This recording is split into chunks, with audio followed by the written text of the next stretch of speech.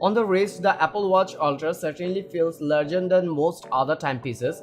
The 49mm model has a huge 2-inch screen, although it won't feel like that large if you are someone that's a fan of larger running watch like Garmin Fenix series.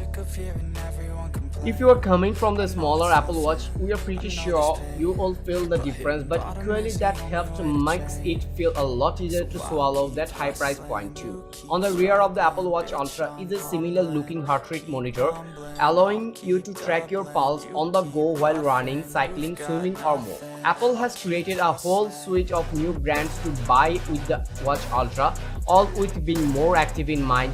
The trail loop is lightweight and easy to attach to the wrist. The Alpine loop features a titanium hook that we found incredibly hard to get to the right size without needing a hard hand, and the Ocean Band, which is an incredibly strong strap that will hold onto your wrist even in high-intensity water sports. Three microphone points are designed to beamform to your voice, meaning you can be heard in more hostile conditions, and the speakers have also been upgraded so you will be able to hold a conversation when stuck up a windy mountain. It will also act as a very loud siren, and we can't tell you how tempted we were to press it in the crowded press room. But we didn't. We really expected the Watch Ultra to be a large, chunky and ugly design, and while it's heavy on the wrist, it's not as bad as it could have been. The larger digital crown with enhanced grooves, the more pressable buttons and bigger and more dynamic screen are all pleasant to use and are definitely something we can see being easier to press with wet or glove covered fingers. The Apple Watch Series 8 might seem a bit boring compared to the brand new Apple Watch Ultra, but don't be mistaken. Upgrades to health tracking, safety, and connectivity look to make the best smartwatch even better.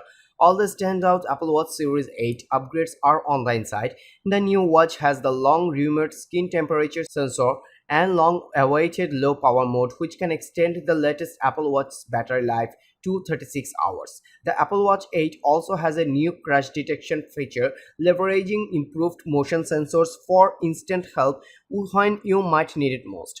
Otherwise, not much else is new, but that's on brand for what I've come to expect from the Apple Watch year after year. Incremental updates to the watch continue to pay off as Apple keeps the $399 starting price in place.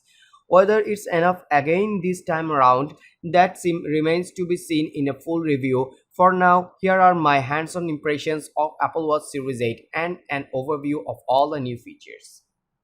Starting at $249, the Apple Watch SE2 is the company's new mid-range smartwatch, and while not exactly as inexpensive as some of the best cheap smartwatches, its lower price and features will make it attractive for first-time smartwatch owners and families who want to outfit their kids with a smartwatch. The Apple Watch SE2 is available for a starting price of $249 for the 40mm Wi-Fi model and $299 for the cellular version, and is available starting on September 16. That's $30 less than the starting price of the Apple Watch SE in the US. Since the Apple Watch 3 isn't sold in a cellular version anymore, the Apple Watch SE 2 GPS Plus Cellular is the most affordable way to free an Apple Watch from any of the best iPhones. That makes the Apple Watch SE 2 a good choice for family setup if you want to outfit your child or parent with a smartwatch for communication and safety controls. The Apple Watch SE 2 will come in three finishes: Silver, Midnight, and Starlight. The Apple Watch SE 2 is one of the three new Apple Watch versions coming in 2022, along with the Apple Watch 8 and Apple Watch Ultra, a racked variant. For many Garmin users who want a bit more smart in their smartwatch, this is the Apple Watch many will have been waiting for. Larger, longer lasting, and more rugged than any other timepiece from Apple in the past. This is designed to be the device for the active users over the Apple Watch 8. It's coming at a much higher price as a result, but if you are looking to get all of the benefits of a watch that can truly communicate with your iPhone but actually helps you achieve your fitness goals, then this could well be the one to go for. Then again, there is a reason brands like Garmin are dominating the premium smartwatch market, where the fitness and health monitoring features are so much more advanced. Can Apple really catch up, and how does it feel to wear this thing? Okay, let's find out. If you are thinking that this is going to be the watch that will cheaply slip in your life and give you a whole new layer of fitness, well, you are halfway wrong. The Apple Watch Ultra is not cheap, coming in at $799 for the 49mm version, but then again it's not as expensive as some might have expected, with rumors of something well over $1,000 in the ether. At least we have got some better news when it comes to when you can get your hands on it. The Apple Watch Ultra release date is set for Friday, September 13th, with pre-orders opening already.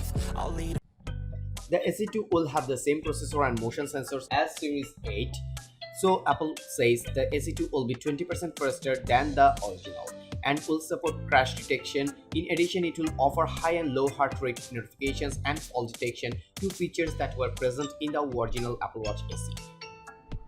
However, the SE2 won't have all the Apple Watch 8's tools, like the Apple Watch blood oxygen application. The SE2 also uses second generation optical heart rate sensors, whereas the Apple Watch 8 and Watch Ultra have third generation sensors.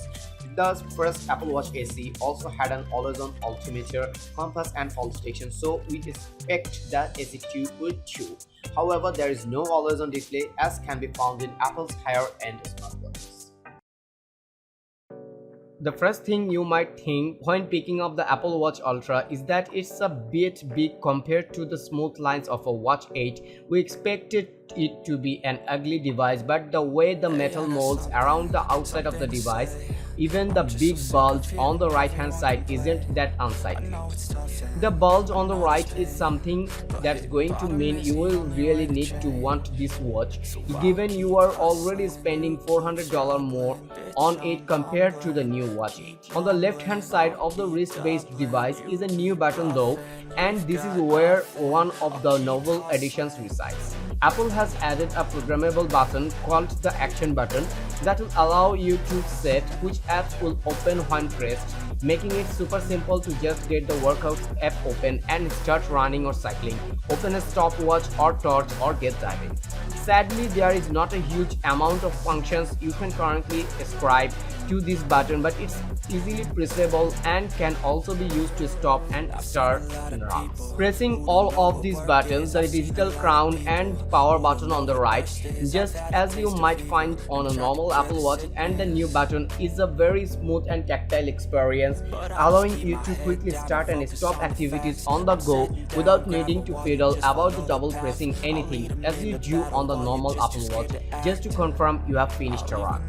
When stationed at the demonstration table with the new Apple Watch devices, the Apple Watch Ultra is the first one I reached for. That's not a knock to the Apple Watch Series 8. I did eventually try it on. The skin temperature sensor, crash detection and low power mode seem like good additions to the experience.